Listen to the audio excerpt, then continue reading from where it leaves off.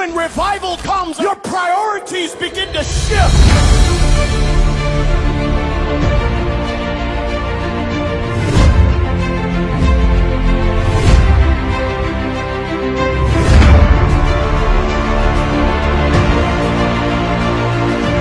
What was once important is no longer important, and what is now is important is Jesus Christ. Life Abundance Christian Center presents to you. Hallelujah! Can I prophesy? Namhlanje ngiphethe ijiko ezandleni zami. Now in the book of Revelations chapter number 3, verses number 8, iBhayibheli lithi, behold, I put in front of you an open door which no man can ever close. Ngimise phambi kwakho umnyango ovulekileyo ekungekho bani ongabuye awuvale. Abanye bethu balapha, you were supposed to be verified empilweni yakho, kanti ukhona lo muntu othatha ijiko wavala empilweni yakho. Ukhona lo muntu othatha ijiko wavala efamilini yakho, wathatha ijiko wasifaka emabeleni, wavalela wena, wavalela ifamily yakho. But today, ngithunywe nguYehova, ngizoma apha as your prophet. I decree, I declare, I prophesy, apho bavale khona ebomini bakho, apho bavale khona efamilini yakho, namhlanje ngegama likaYesu ngiyakuvulela. Abekho abantu abakholwayo bengithi ngiyakuvulela. Somebody shout vulela. Somebody shout vulela. Somebody shout vulela. Abayazi ukuthi zibanjwe phi, kanti ukhona lo mthakathi ovalileyo, ukhona lo ligwirha elinye laselalini yakho, elinye uhleli nalo apha esitratweni sakho. Namhlanje I prophesy, iminyango ibivalekile iyavuleka. Abekho bakholwayo bendithi yonke iminyango evulekileyo mayivuleke ngegama likaYesu. Abangaphangeliyo, I prophesy, before the end of this month umsebenzi wakho uyeza. Onke amabhizinesi avaliweyo, I stand as a prophet of God, lo mabhizinesi lawo ayaphakanyiswa. I feel the fresh oil coming on your life. I feel the fresh oil coming on your career. I feel the fresh oil flowing in your life. Ngegama likaYesu. Somebody shout, Fulana!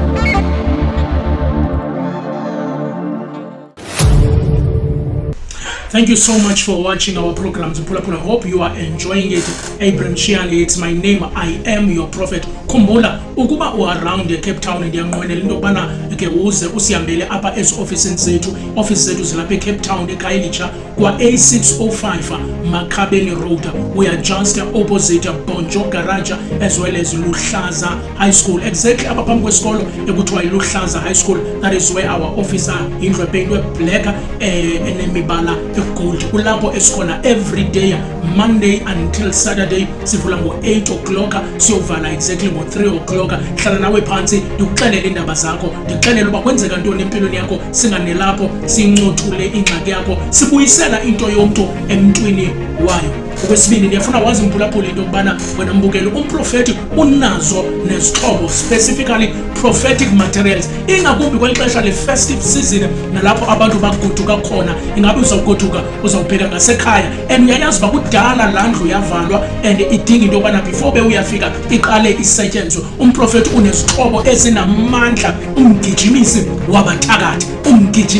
wabathakathi, zizixhobo ezo umprofeti akunikeza zona, izinto zofika uyowutshisa ngazo ekhaya, izinto zokuqinisa ekhaya. Ndikunika nezinto ndikubonisa uba uzawufika ugromba apha uyifaka apha, ndikunike nezinto zokubethelela pha ekhaya, siqinise ikhaya lakho. Siyakwazi as well uba wena isikwesi sakho ufuna uqiniswa, siqinise wena, siqinise abantwana bakho, siqinise nditsho nenqwelo yakho mbukele ekhaya. Zama into yokubana ube uxhomana kanye nathi, ukubule siyakwazi ukuphosela wherever you are apha eMzantsi Afrika, whether you are in Joburg, you are in Durban, you are in Eastern Cape, you are in Rustenburg, Rustenburg, wherever you are, sakuthumelela into zakho zithatha only 3 days zizofika kuwe mntasekhaya. Ndinenye into enamandla ebizwa ukuthi libhubesi mntasekhaya. Wena umuntu othi ndinentshaba ezindilekayo, wena umuntu othi ndinamagwirha andilekayo, ndiyakwazi ukuba ndikudibanisele into zami ndikunike ibhubesi. Alihambi lodwa ibhubesi, lihamba nokuphinda imshaye mntasekhaya. Shaya Jehova, into ezawukwazi ukusebenza mbukele ekhaya ilwe neentshaba zakho, sibuyisele into yomuntu emntwini wayo. Mamela mbukeli, xa ndihlanganisela ibhubesi ndihlanganisela nokuphinda umshaye.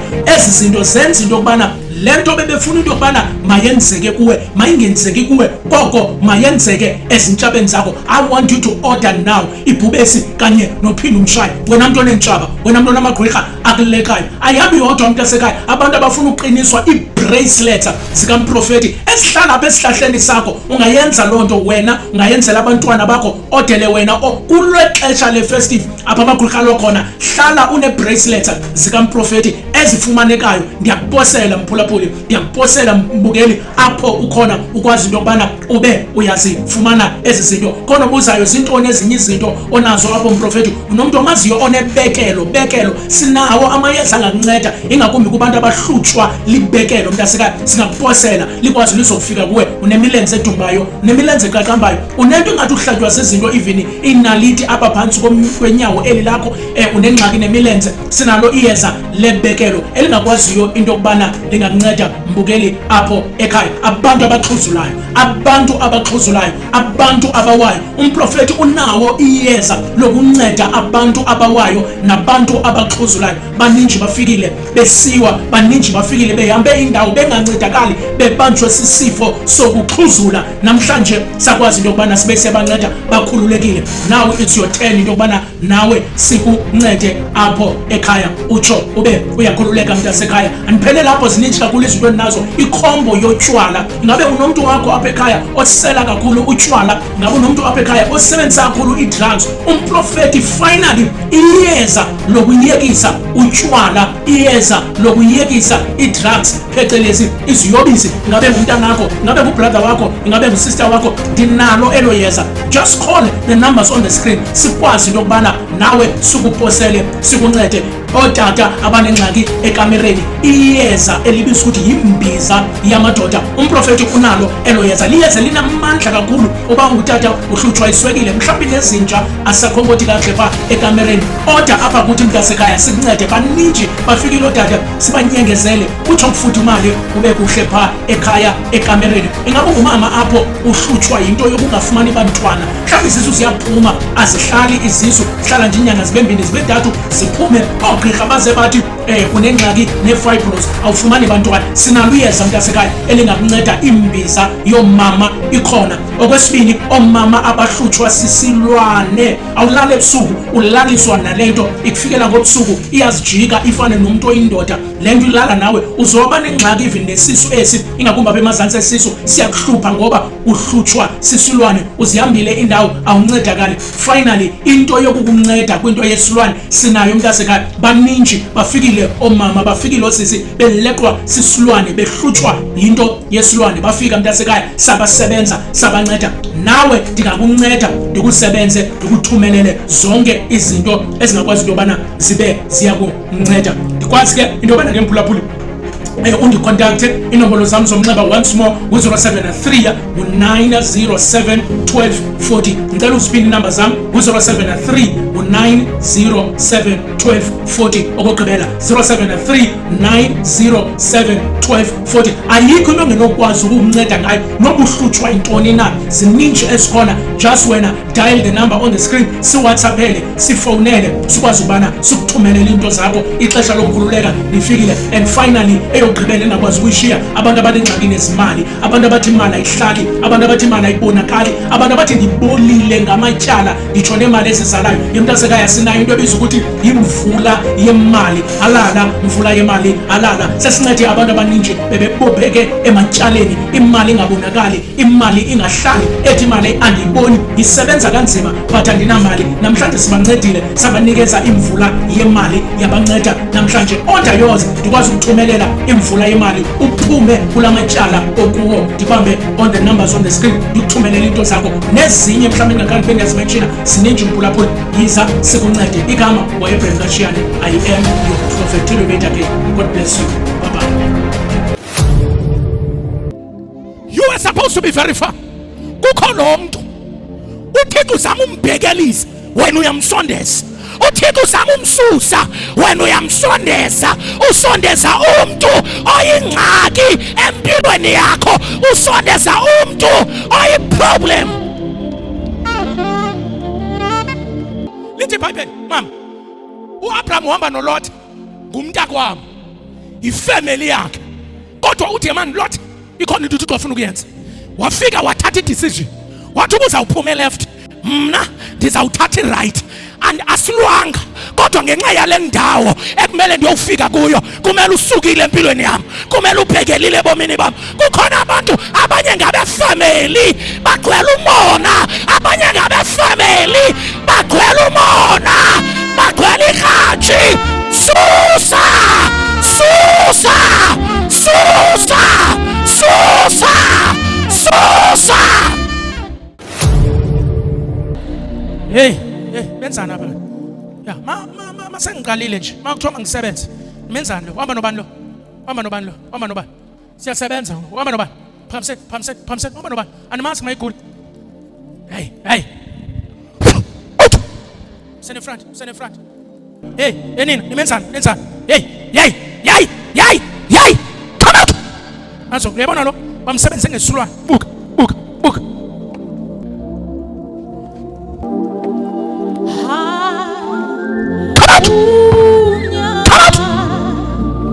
hey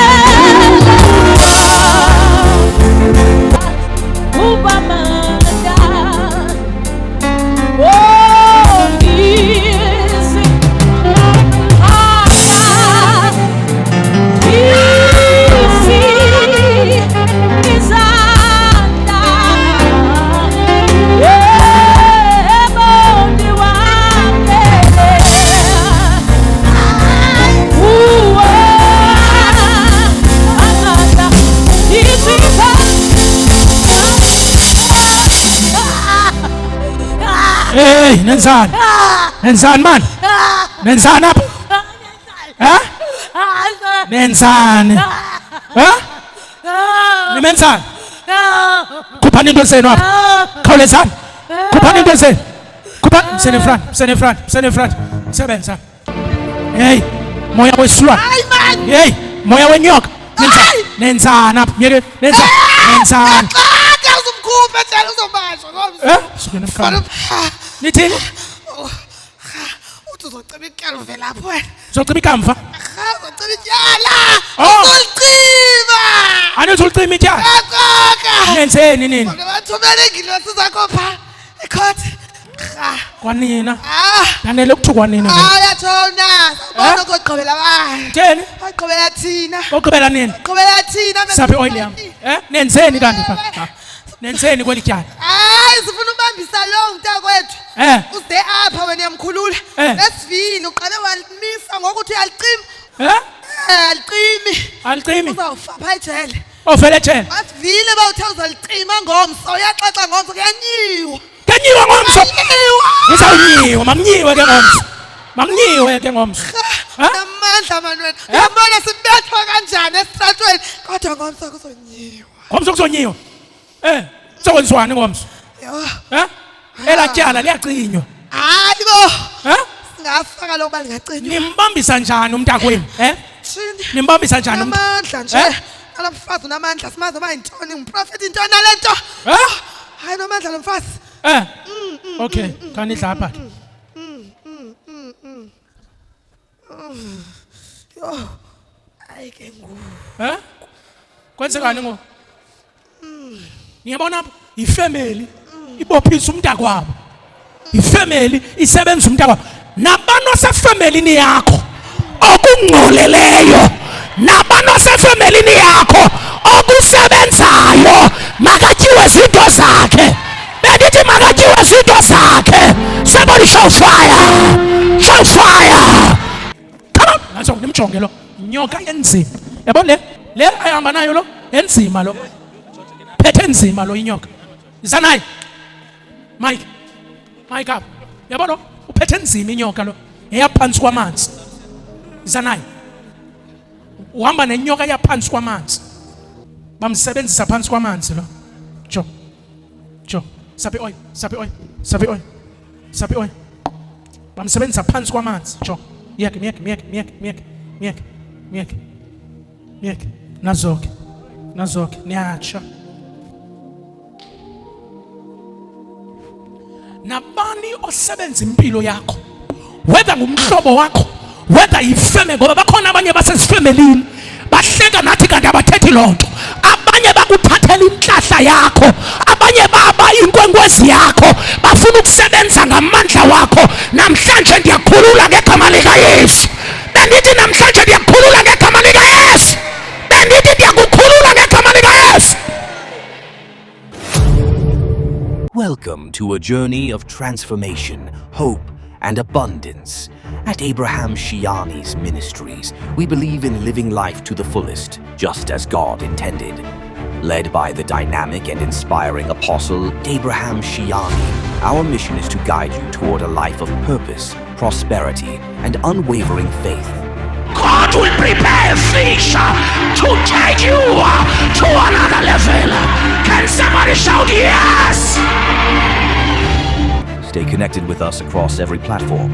Tune into our powerful sermons on Sibonele FM 98.2 every Sunday at 7:30 a.m., every Sunday at 6 p.m., every Tuesday at 8 p.m., every Thursday at 8 p.m. Experience life-changing messages on Bay TV channel 260 every Sunday at 8:45, every Thursday at 10:45. Don't miss a moment of this abundant life. Follow, subscribe, and tune in to Life Abundance, Christian Center for your daily dose of encouragement, wisdom, and God's Word.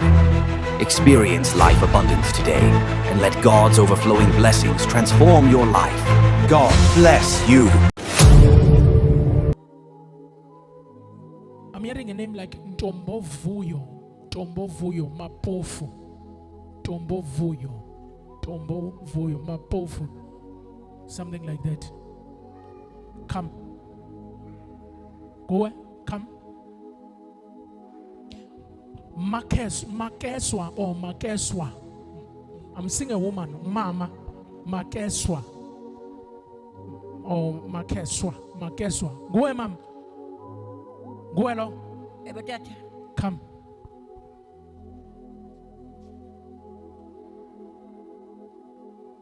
Can I prophesy?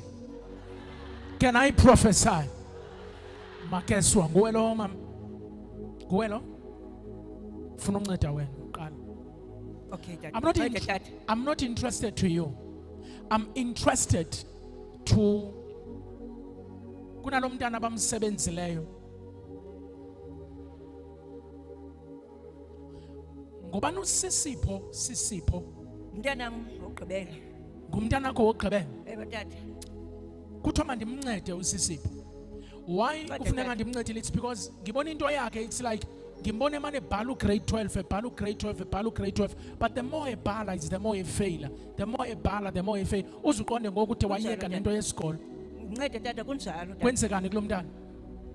Uyamfeyila ugrade 12 okumane emfeyila ugrade 12 akanti bana ngokuhlele endlini. Noba ufuna ukumbhala ecaleni akaphenduleki. Akaphenduleki. Ewe Dad. Ubani uThobelani? Uthobelani unyana wam naye Dad. uThobelani ngunyana wakho? Ewe Dad. Kwenzekani kuThobelani? Uthobelani uminxa sesifuba. Akaphangile nohlele lokushini and uthanda utywala yonke nje lonto leyo Dad. Yazi problem iphi mama? Ndizakuxelela. Ndiboniswa abantu abakusebenzayo abekho kude balapha kufutshane nawe, uhleli nabantu. Oyena mntu oliwayo apha akuliwa aba bantwana. Kodwa oyena mntu oliwayo. Now, mama, Dad. uThobelani uthi ubani ukhwezi? Khwezi. Ukhwezi naye unyana wam naye Dad. Ukhwezi naye kwenzekani kukhwezi? Ukhwezi naye uthanda utywala akaphangeli ngumuntu nje okwakhe. Now, mamela mama, as I'm gonna help you, I problem akuliwa naba bantwana, but I problem kuliwa nawe apha. And kuthiwa mandiza kunceda mandihambe ndibheke endaweni yasenyanga elusaka, ngoba ndiboniswa aba mama abakusebenzayo. Yayazi indawo yasenyanga elusaka? Ndihlala khona Dad. Uhlala pha mama? Ngoba naba abantu uhleli nabo. Kuba lo muntu ohlutshwa yi-high blood apha efemelini. Ngukhwezi Dad. Ngukhwezi. Ewe Dad. Kuliwa nawe apha. Ncede Dad. Bafuna ufumana wena. And ngoku bathe usisipho soza mpase ugrade 12. It's like ndimbone mbhala, but akade sikapasi. Kunjalo Dad. Kunjalo Dad. Umbhalo kwesingaphi ngo? Okwesithathu Dad. 3 times. Ewe Dad. Engawupasi. Ngampasa Dad. Ngifuna umthathe lo mntana uze naye ngoba bamsebenza bambopha. Uyaniva mama? Ewe Dad. Uyaniva mama? Ewe, Dad. Ngifuna umthathe lo mntana uze naye apha kum ngoba ndizamsebenza emveni uba ndimsebenzile, ndimbone ezawupasa ugrade 12, ndimbone ezawubheka euniversity. Enkosi Dad. Uyaniva mama? Enkosi Dad ewe ndava Dad. Uyaniva mama? Ewe, Dad. Ndithi emveni uba ndimsebenzile lo mntana uzawupasa ugrade 12 yakhe okokuqala ezimbalini, okwesibini ndizamvulela umnyango uzayongena euniversity. Enkosi Dad. Can I prophesy? Nabani osebenze ifamily yakho, nabani osebenza abantwana bakho, makajikelwe izinto zakhe ngegama lika Yesu. Bendithi makajikelwe izinto zakhe ngegama lika Yesu. Can I prophesy? Molo. Molo Dad.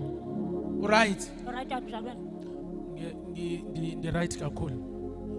Bonani. Mntanam Dad. Bonani. Ngubani ubonani? Mntanam Dad. Ngumntana wakho lo. Dad. If ubonani ngumntana wakho, I'm seeing a name like SIZWE. Sizwe. Mntanam oqala Dad. Ngumntana wakho wokuqala lo. Dad.